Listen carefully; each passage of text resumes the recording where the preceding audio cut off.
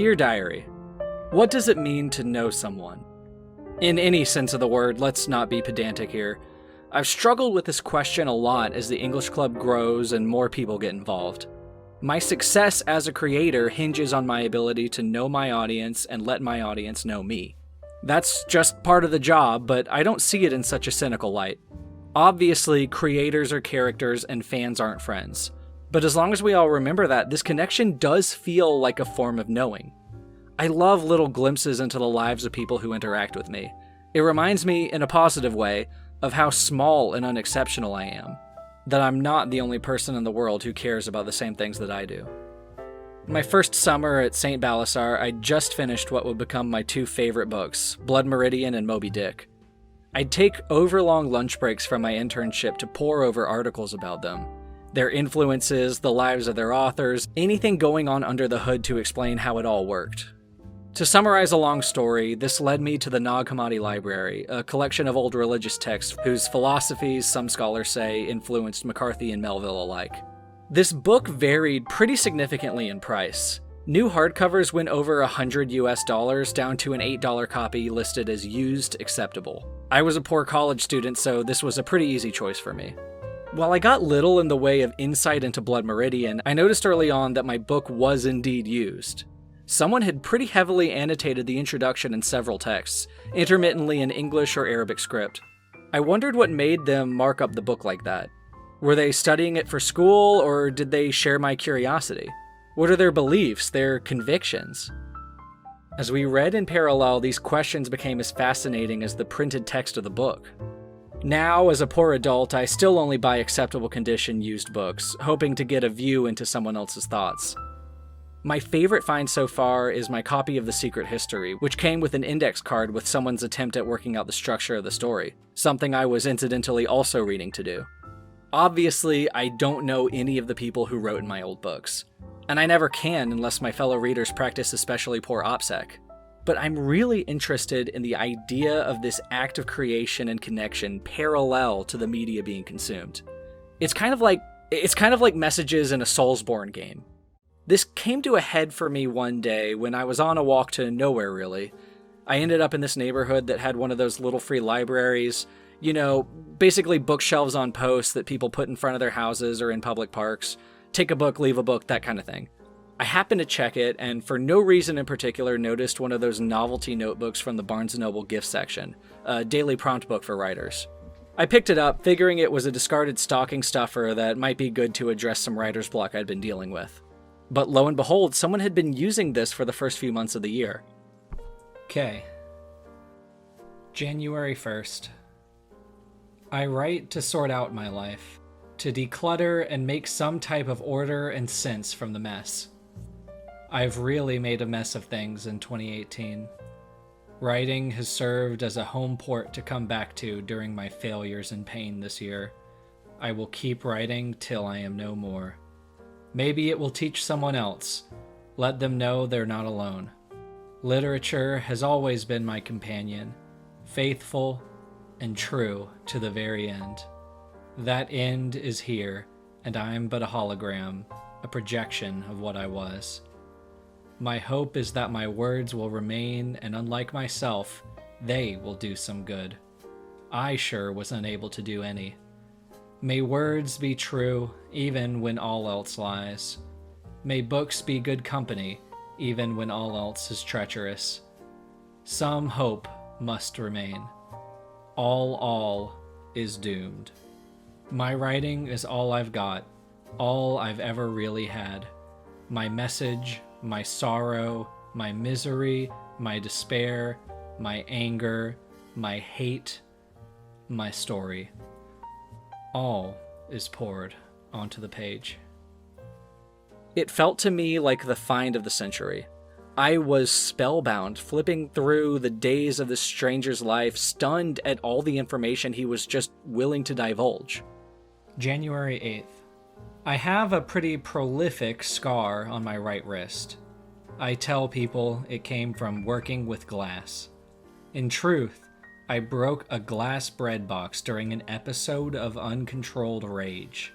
This scar is a constant reminder to stay calm, collected, and centered in each situation I find myself in. Or maybe he wasn't willing to divulge any of this.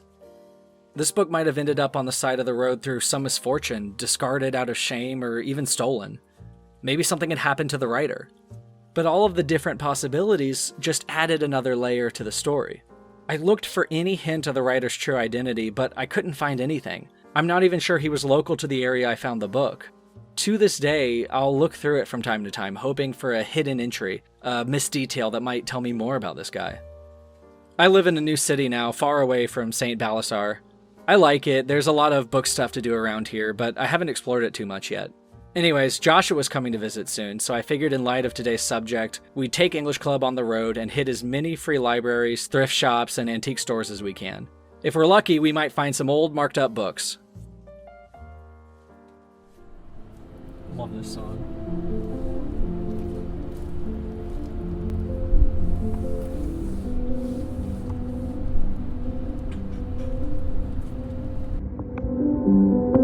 So good. When the light comes on, When the light comes on, and through every street, and all the streets, the city is doused pink pink, by the dust just like in Barbie. of crushed Just like in hours. Barbie. Okay, And that's you way are too loud. alone, God. only in flesh. We'll never be alone in flesh, Joshua. No, we're always together In flesh.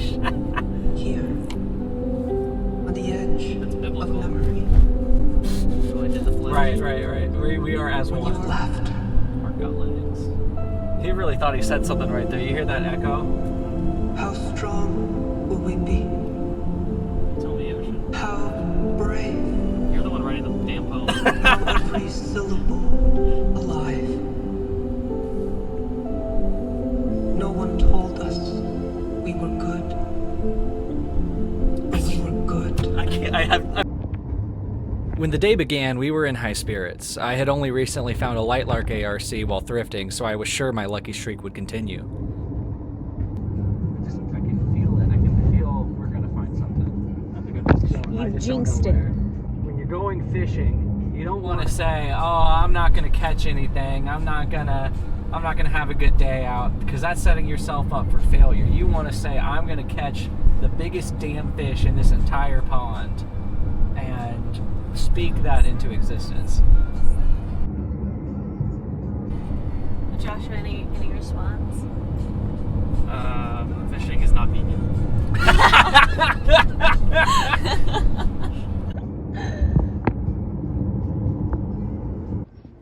We did find something the second we walked in, but not exactly what I was expecting. Is it in German? It is! For the second time. Is it signed? For context, this is a German recording of Cats the Musical. We'd found it on vinyl at a record store the other day. It was signed by one of the cast members or something. We're getting that. How did you see that? I saw Cats and I just knew it had to be us. All right, well, I'm getting this, I guess. Pete's Dragon. I want this too. I mean, if that guy had cats, is there anything else German? There was Yeah, a couple. here. That movie? Wiener Blood. Wiener Blood. The book selection was a little underwhelming, but we made do with what we had. She wants to write about it, but suddenly she's being strongly discouraged by her boss, the millionaire real estate developer whose first wife, Tiny, was Bronx's most famous victim. And this is boring. So I thought this was a Y2K scare book, but it's, what does he say? So, blah, blah, blah, travels to Tikal, the site of one of the largest cities of the ancient Maya. Susan and Cameron travel to the remote jungle, convinced that if they fail to solve the riddles, both ancient and new, before the turn of the new millennium, the virus could trigger a powerful event of global proportions. It predicted COVID. Damn. No one could have done that. No one could have done that. Overall, there was just a lot of romance books, not really our genre. He kissed her hungrily, passionately, with all the fire within him. He wound more tightly than she'd ever imagined possible. And all he could think, if he was thinking at all, was that he needed her close.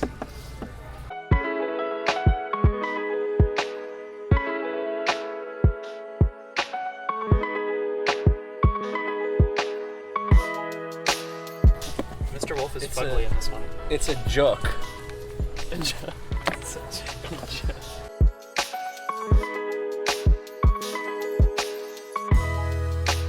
Wait. Look at the medical health encyclopedias. She looks really Ooh, I bet you there's some poultices and tinctures in that. Potions. just looks cool. Remember Charlie Bone? No. This is exactly what I want. This is exactly. It's marked up. Look at this. This is ancient texts on the origins of pronouns. From 1969, someone's essay. What is it on? I don't know. The Steady Parade. I'm gonna have this whole thing. I want to learn how to write prose. I want all the techniques and You could purposes. use that help.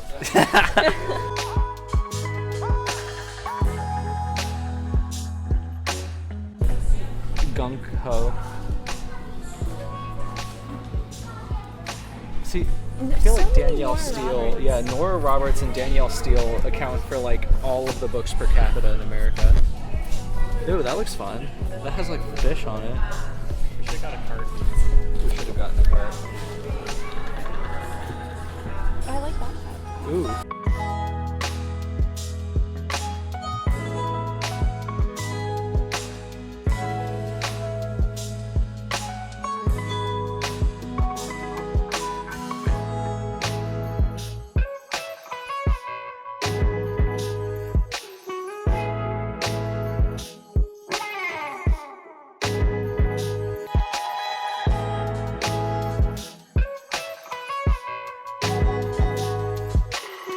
We're gonna learn a lot about that in Ren, Tongue, and Dormer. We've already started our little lesson. Light lark, I would say. Oh yeah. It was a fun visit, but nothing really seemed to be meant for me. Oh well, on to the next. I downloaded the Little Free Library app to see what was around. Most of them seemed to be forgotten Boy Scout projects, but there was one with this long essay about sharing love of reading with the community. It seemed like a great first stop.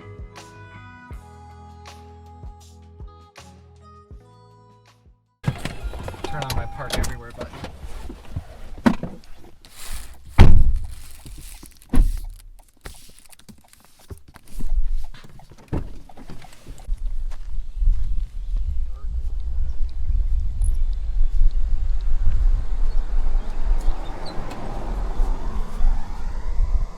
Oh no, it's just a bunch of kids' books. Bibles. Southern Comfort, we got the okra. Okay. I think these are all like kids' board. Turtle. Look at him.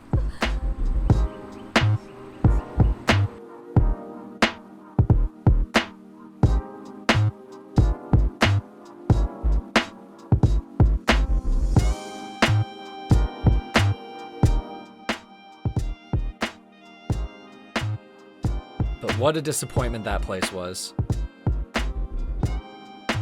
We left a copy of Where the Crawdads Sing, but nothing in there was worth taking. Our next stop was an affluent neighborhood on the other side of the city. Thankfully, we had a card game from Goodwill to keep us entertained. 2 men were being tried for murder. Well, The- it isn't the Blowjob Brothers. The jury found one man guilty and the other innocent. The judge turned to the guilty man and said, "Even though your guilt has been established, the law compels me to set you free." How could such a bizarre judgment occur? Self-defense.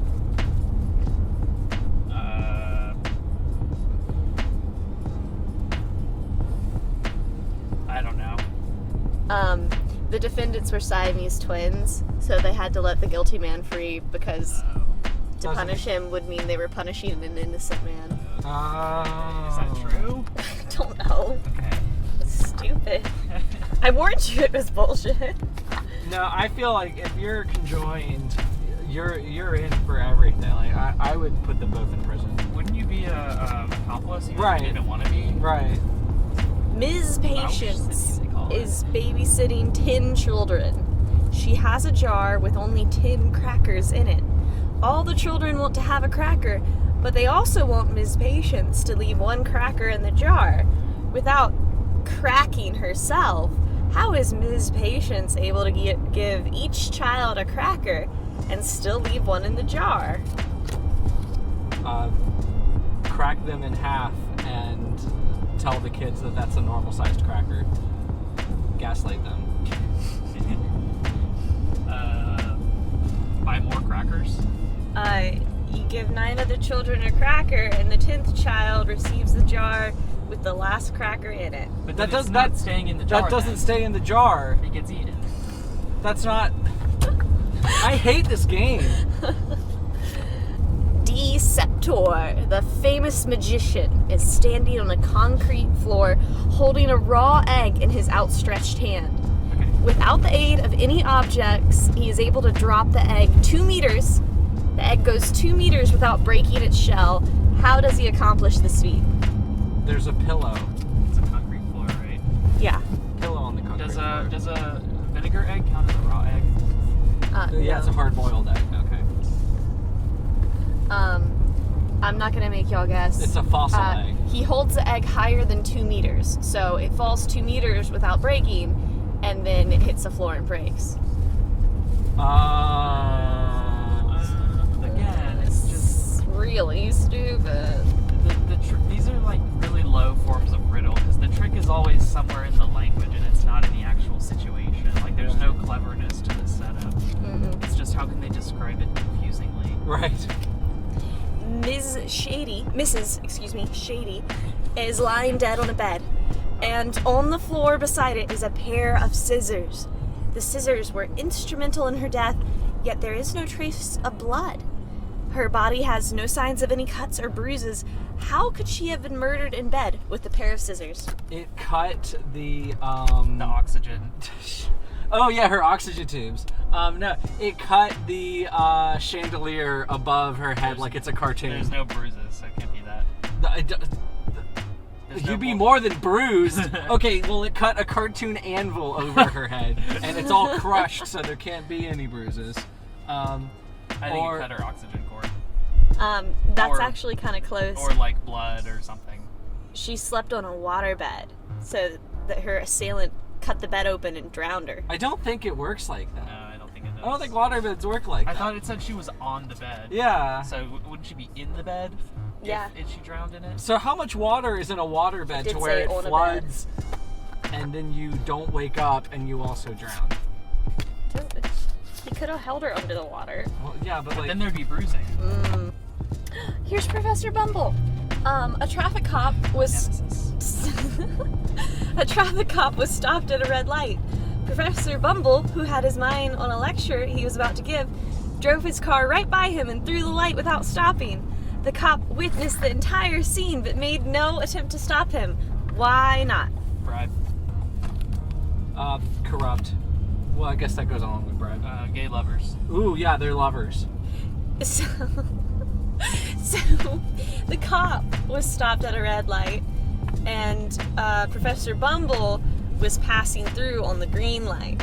Oh. So it depends on how you set up the scene in your head. Oh, so if the riddle lies about the setup... No, he passed him. That makes it more challenging. That makes it harder to solve. He passed by in front of him, not by like his side. Okay, well...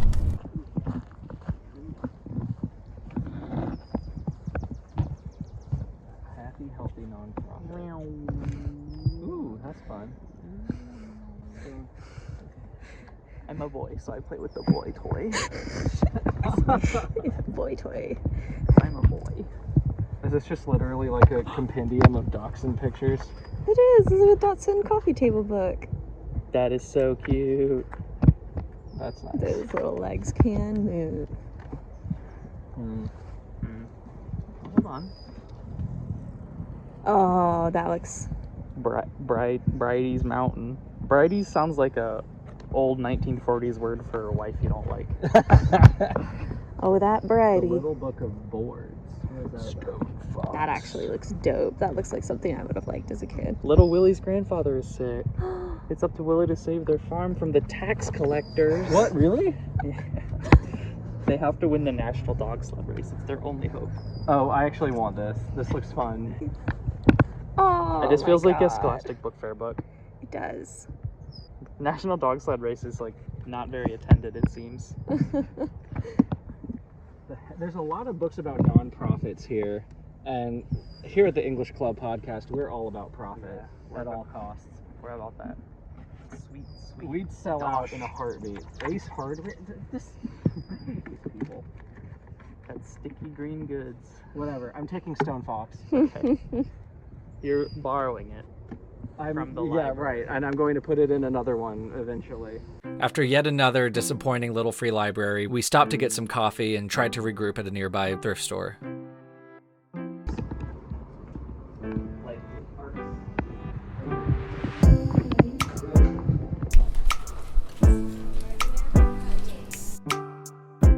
Oh, the furniture's nice.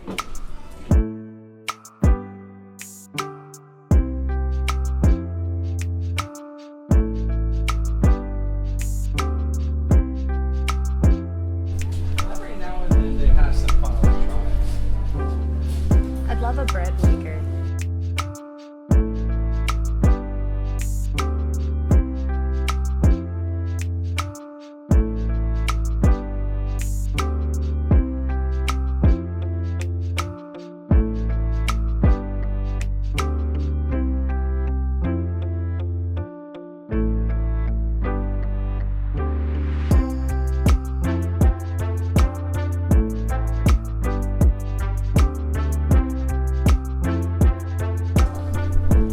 Ridiculous. Open this for me.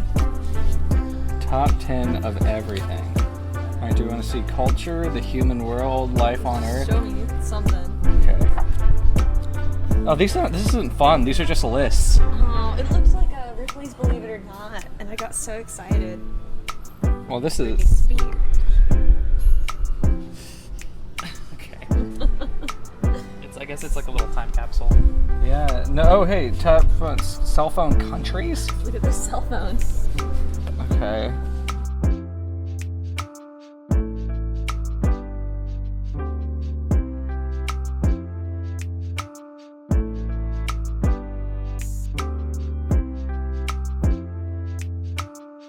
That sucked.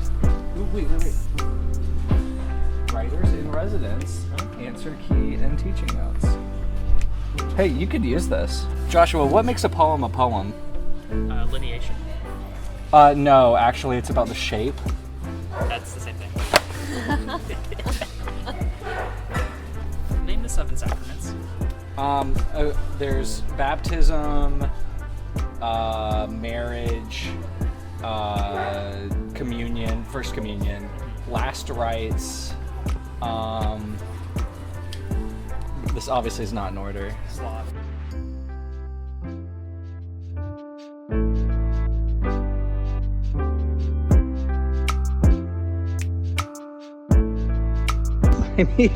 I need earplugs to look at that.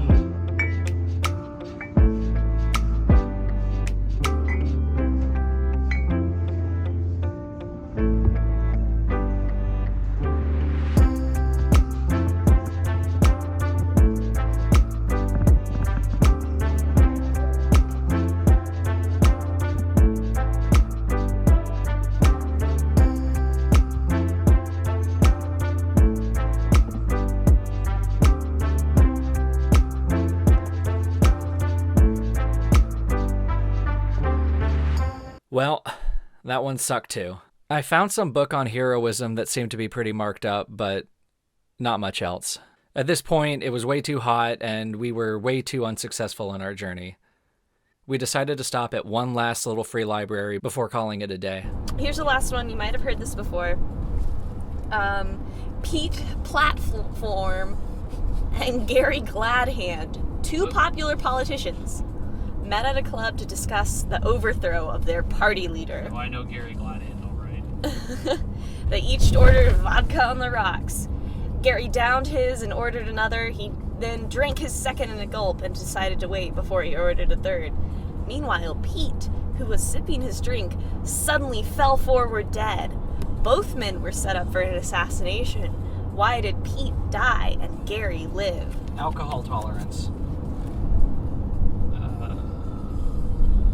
They both ordered vodka rocks? Vodka on the rocks, and the one who drank 2 died. Wait. And he drank 2? Yeah. Which one? Well, then he was the one poisoned. Sorry. The one who didn't drink 2 died. Gary downed his and ordered another. He then drank his second and a gulp and decided to wait before he ordered a third. Meanwhile, Pete, who was sipping his drink, suddenly fell forward dead. I'm sorry. They were both set up for an assassination? The one who drank less died. They were supposed to both die. You haven't heard this? No. I mean, it's not set up with stupid names. So this is a real one. This one's not bullshit. It's based off of something I've heard before. The names are bullshit. What was the thing for the Princess Bride? Like, he had been slowly building up a tolerance to poison the entire time. Think about the drinks we got today. There was coffee in it. No. The ice was poisoned. So the man who drank slowly died, and the man who chugged his vodka only drank vodka. Sometimes they describe a thing in vague detail, and then like the solution is in something they didn't say. Yeah. And then so when you try to go for that by introducing more elements into the scene, that's never the answer. What I'm saying is these are bad faith arguments, and they would never hold up in the marketplace of ideas. Green light, red light. Sketch. Oh. Is there anything in there? Oh, there's stuff in there. There's a lot in there. Okay. All right, let's check it out. This had 8 check-ins, so I just kind of assumed. All right, last chance. Let's make it count. Ooh, 13 Reasons Why. No. Jay Asher.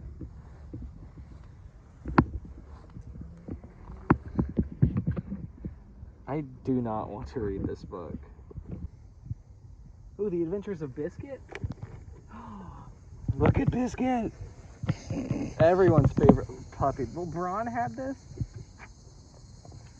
James? I guess. Well, thanks anyways. Yeah. Little free library. Okay, so this one wasn't annotated, but this is one of the saddest books I've ever read. If I were the target age for this, I'd be like sobbing. Anyways, that prose book is actually pretty interesting. I might use it for my own reference. There's a lot of grammar stuff that's just fallen out of favor.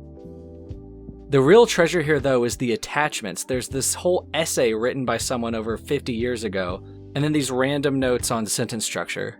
From just looking at the book, you can tell what a good student this person was, despite her treatment of the textbook. Everything she wrote on the page seems to be at least relevant to the subject. But what I'm really interested in is this ancient book that I found in the second thrift store, Heroes and Hero Worship. While the prose textbook's marginalia were clearly the result of active thought about the subject, the notes here seem to be more incidental. I noticed a weird echolalia without clear pattern. I can imagine the note-taker trying to listen along to a boring lecture, writing random things, or underlining passages at random. Also of note is a recurring string of Greek letters, Alpha Delta Phi Alpha, which I'm assuming is related to some kind of fraternity thing. Whatever relevance it had, it's lost to time. And speaking of time, the front cover page has a couple people's names on it, Ethel and Mabel Wynne, respectively dated 02 and 04. But the thing is, given the publication date of the book, it's not unlikely that's short for 1902 and 1904. This adds a whole new dimension to the marginalia as human connection thought experiment. Unless my math is wrong, there is no way that Ethel and Mabel are still with us. Of course, there's no guarantee that any message in a bottle you receive has a still living sender, but conclusive evidence of that fact just shows how very harrowingly long life is. Not heartbeat life, but a life given through remembrance. I can't find a thing online about Ethel and Mabel, but they still made a posthumous impact on me, created something that I think about. We forget, I think, how low the bar is for something to matter, how easy it is to deserve to be remembered. We get so carried away trying to put together the biggest haul that we lose sight of just how cool it is that these things exist in the first place. Stuff matters. Bad books matter. People's work and learning and interests matter. All of these things are the foundation of communities that we'll always need. So maybe I had a bad book haul day, but at least I had fun doing it. That's what matters, right?